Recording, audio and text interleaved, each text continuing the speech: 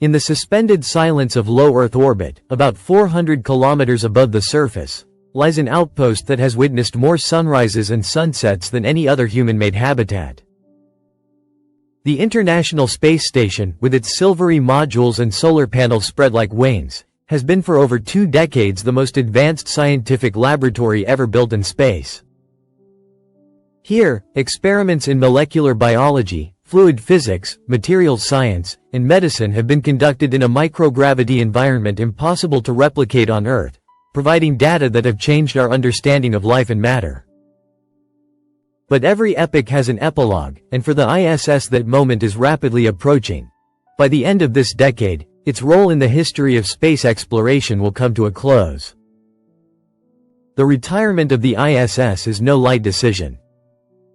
The infrastructure, built piece by piece since 1998, is now a mosaic of American, Russian, European, and Japanese modules, with an average age well over 20 years. Constant exposure to solar radiation, micro-impacts from space debris, and thermal stresses from the day-night cycles every 90 minutes have worn down structures and systems. The cost of maintenance has become astronomical, over $3 billion a year just to keep it operational, and the complexity of repairs increases month by month.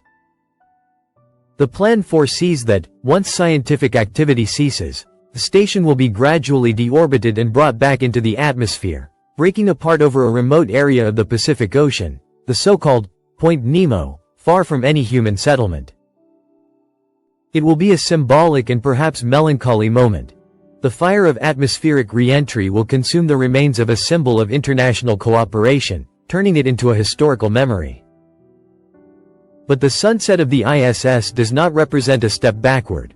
Rather, it marks the beginning of a new phase in which low Earth orbit will become a territory with a strong commercial vocation.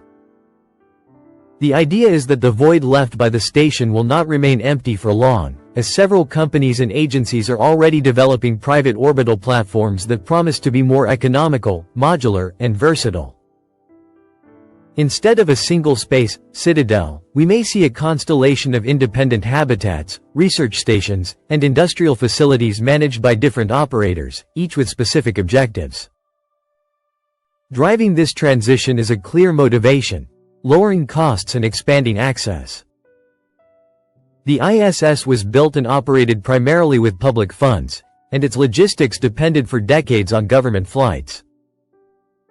Today, with the advent of reusable private vehicles such as SpaceX's Falcon 9 or the in-development Starship, the price of sending a kilogram into orbit has dropped dramatically.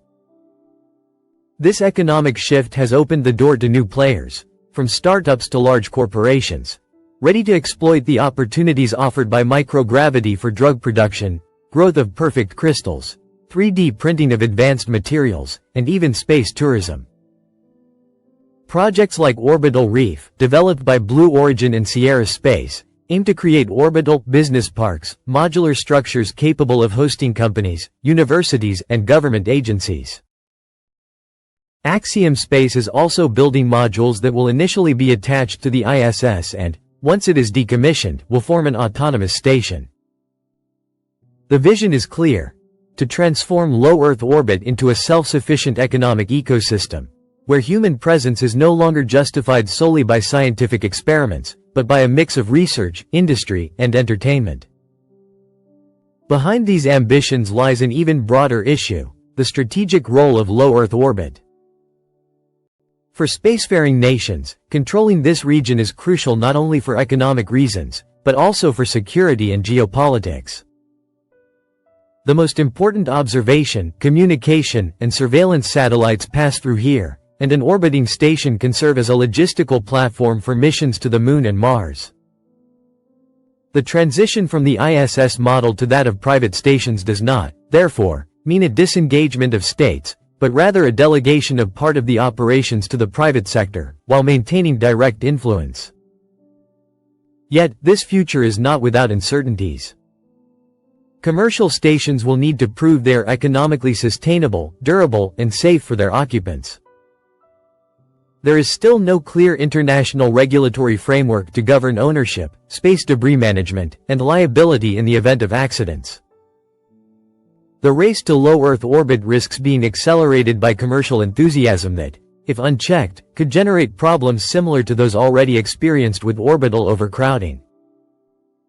As the calendar moves toward the day the ISS will begin its slow final descent, engineers, entrepreneurs, and space agencies are writing the next page of this story.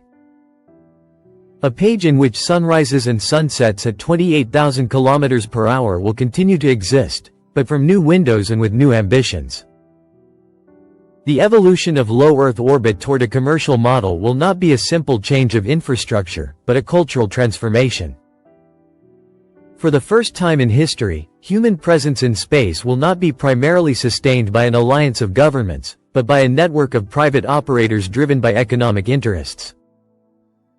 This will change the very language of exploration. There will be less talk of missions, and more of services, less of crews, and more of clients. This also means that future orbital habitats will be designed with different priorities. The ISS, though an engineering masterpiece, was conceived as a scientific laboratory, not as a commercial space. New stations could adopt more comfortable designs, with areas dedicated to guest well-being, high-speed connections for video conferencing with Earth, and customizable environments according to clientele. The concept of an orbital hotel is no longer science fiction. Some companies envision living modules with panoramic domes for viewing the planet, kitchens for fresh meals, and even gyms adapted to microgravity. Beyond tourism, microgravity industry could represent a technological revolution. In the absence of gravity, physical and chemical processes follow different dynamics. Metal alloys can form more uniformly, semiconductor crystals can grow without defects, and proteins for new drugs can be developed with atomic precision. These advantages, combined with the ability to produce components directly in space via 3D printing, pave the way for an orbital supply chain that reduces dependence on Earth for long-duration missions. The scientific and industrial impacts of these activities could be enormous, but competition will also be fierce. The United States, Europe, China, and Russia are all developing their own projects, often with different approaches. China, for example, already has the Tiangong station in orbit, which could expand and open to selective international collaborations, offering an alternative to the American platform. At the same time, Chinese private companies are emerging with modular station projects, aiming to capture emerging markets in Asia and Africa. The coexistence of multiple orbital infrastructures poses another challenge: managing circumterrestrial space. Low Earth orbit is already crowded with over 30,000 trackable objects and hundreds of thousands of smaller fragments. Every new station, cargo ship, and satellite increases the risk of collisions. The so-called Kessler syndrome, a chain reaction of impacts that could render low Earth orbit unusable for decades, is a scenario all actors want to avoid, but one that requires strict international cooperation and effective mitigation tools. The shift to a private presence in orbit will also require new forms of governance. Who decides what is allowed and what is not in an environment that technically belongs to no one? Current international conventions, such as the 1967 Outer Space Treaty, were born in an era when the dominant actor was the state. But in a context where operational decisions will be made by corporate boards rather than governments, the rules will have to adapt. This includes issues such as taxation of orbital activities, intellectual property of products made in microgravity, and legal liability for damages caused to third parties. Finally, there is a more subtle but fundamental aspect: the cultural impact of this transformation. The very idea of space will change for the public. For a generation raised with the ISS as a symbol of peaceful collaboration and pure research, seeing space become a place of business, advertising, and entertainment could generate mixed feelings. At the same time, the fact that an increasing number of people could live, work, and even vacation in orbit could make our species even more connected to the cosmos, accelerating the shift from a planetary to a multiplanetary civilization. The end of the ISS will therefore not be a farewell, but a passing of the torch. One day, space-age historians may see this moment as the point when humanity truly opened space, moving from the pioneering phase to one of widespread exploitation. New private stations could become the cosmic ports from which ships depart for the Moon, Mars, and beyond, transforming low Earth orbit into a network of outposts that, like ancient port cities, will thrive on trade, innovation, and the meeting of cultures. And when, in the future, a space tourist looks out of a porthole, seeing the Earth wrapped in blue and white clouds, they may not think of the ISS as a distant memory, but as the first doorway humanity opened to this new era. If you've read this far, it means you love curiosity as much as we do. If you enjoyed this journey, leave a like, write a comment, and subscribe to the channel. It's the best way to support what we do.